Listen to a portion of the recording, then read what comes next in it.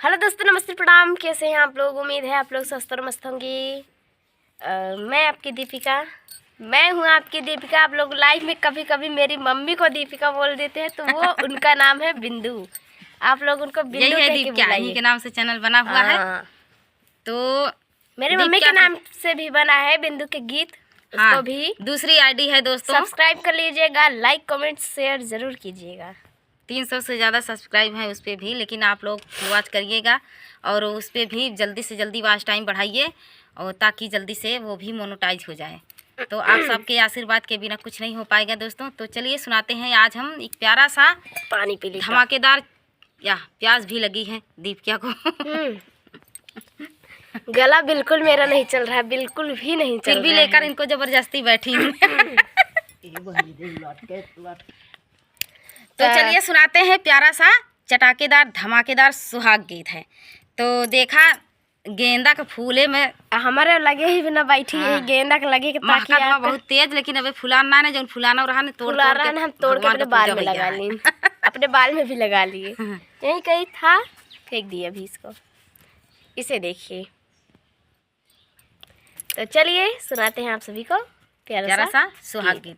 अब पूरा फुलवाद करके सुनिएगा, आखिरी कड़ी जरूर सुनना, बहुत ही लाजवाब गीत है।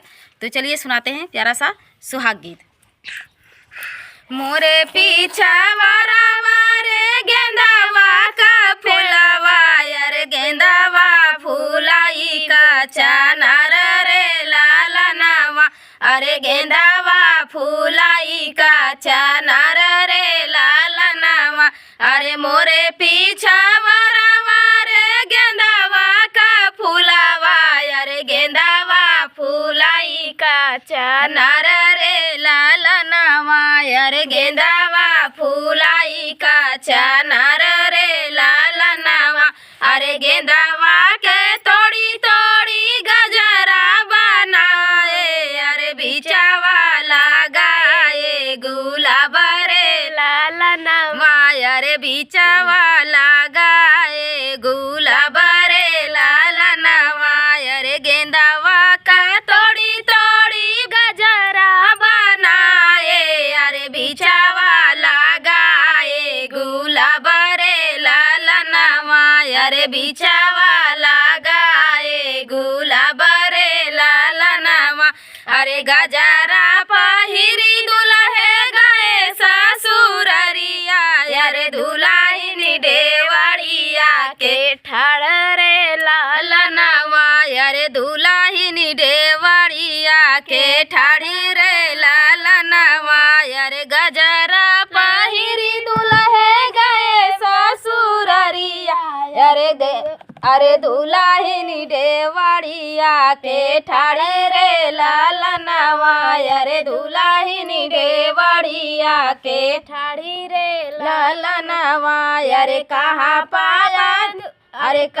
पाया दुल्हे रे गेंदावा के फुलावा, अरे कहाँ पाया गुलाब, अरे कहाँ तू पाया गुलाब रे लाला नावा, अरे कहाँ तू पाया गुलाब रे लाला नावा, कहाँ पाया दुल्हे रे गेंदावा का फुलावा, अरे कहाँ जे पाया गुलाब रे लाला नावा, अरे कहाँ जे पाया गुलाब रे लाला नावा, अरे कहाँ जे पाया गुलाब रे लाला नावा, ते होगा छिला दुल्हे तोहरऊ गजरवा, अरे कहाँ का पूरा पारा गाँव रे लाला नावा, अरे महाकाई पूरा पारा गाँव रे लाला नावा,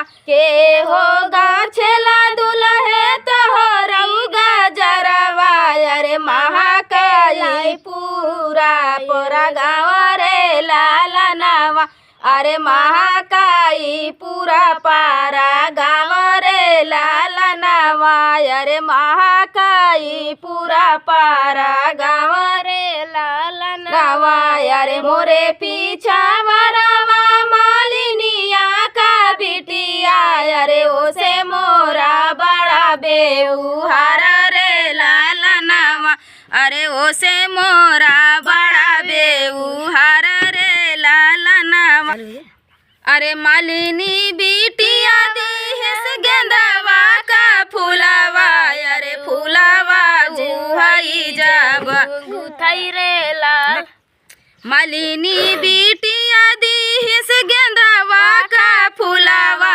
अरे उहाई दिहाल से गुलाब रे लाला नवा अरे उहाई दिहाल से गुलाब रे लाला नवा मालिनी बिटिया गूंजस मोरा गजरवा अरे महाकाई पूरा ससुर रे लाला नवा अरे महाकाई पूरा ससुर रे लाला नवा अरे मालिनी बिटिया गूंजस हमारा गजरवा अरे महाकाई पूरा पारा गाँव रे लाला नवा अरे महाकाई पूरा पारा गाँव रे लाला नवा अरे जब हम हो भैया अपने ससुर पतोहिया अरे ले बई बेउहार निकाली रे लाला नवा अरे जब हम हो भैया अपने ससुर गई पतोहिया रे बई बेउहार निकाली रे लाला नवा अरे ले बई बेउहार निकाली रे लाला नवा जब हम हो भैया अपने जब हम हो भैया अपने ससुर गई पतोहिया अरे ले बई बेउहार निकाली रे लाला नवा अरे ले बई बेउहार निकाली